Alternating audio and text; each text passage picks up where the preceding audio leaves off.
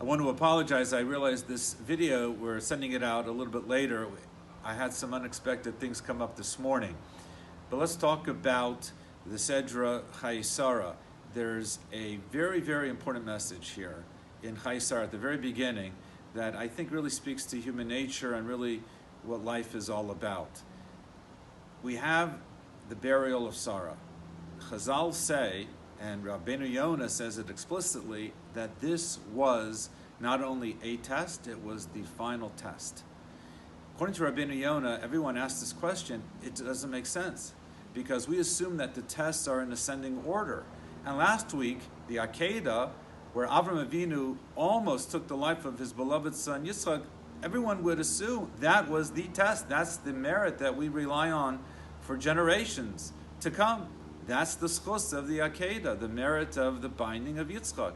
How could anything compare to that? Granted, this was a tragedy when Avram Avinu hears about Sarah's death because she heard about the Akedah and it was too much to bear, and Parcha Nishmasa, she suddenly died. But still, it's not the same as what Avram Avinu had to deal with last week. How is it considered to be a test?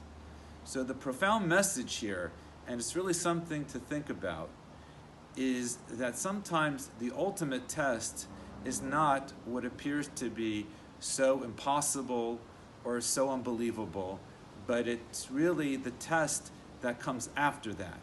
In other words, if you were Avram Avinu, so to speak, you would have come back from the Akedah with a sense of euphoria, that here, everything that Hashem threw at him, Kaviyachol, he was able to accept, and he passed with flying colors, including the ultimate test of being willing to take the life of his son. So after that, human nature says, let me retire. Let me kick back and enjoy myself. There's nothing else to prove. I've done everything.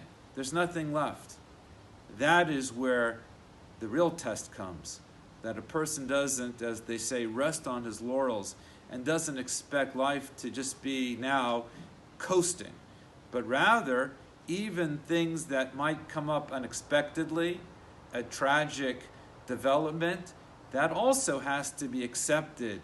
Going back to, quote unquote, the routine of life, that also is a test, and one cannot just use as an excuse that I'm done. I've already proven myself.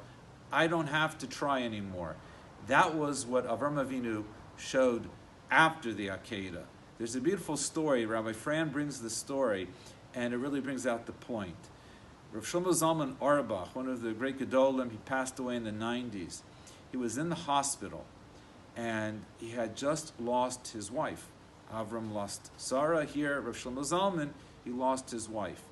A Talmud, a student of his, was in the hospital. His wife had just given birth.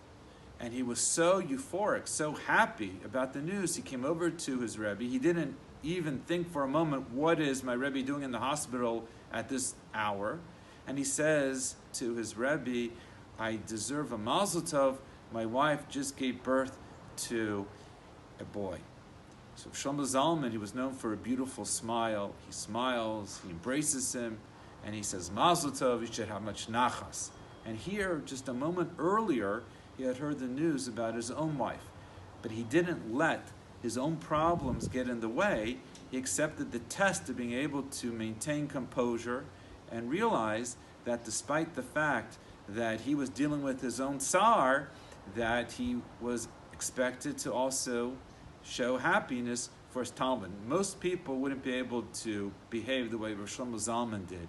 But that's the point, that even when things happen in life which are ma'asim b'chol yom, these occurrences, births and deaths, etc., but we have to realize that we can never rest on our laurels. We have to face each event and realize that whatever its purpose is, that we have to pass with flying colors. That was really the legacy of Avram Avinu after the ultimate test.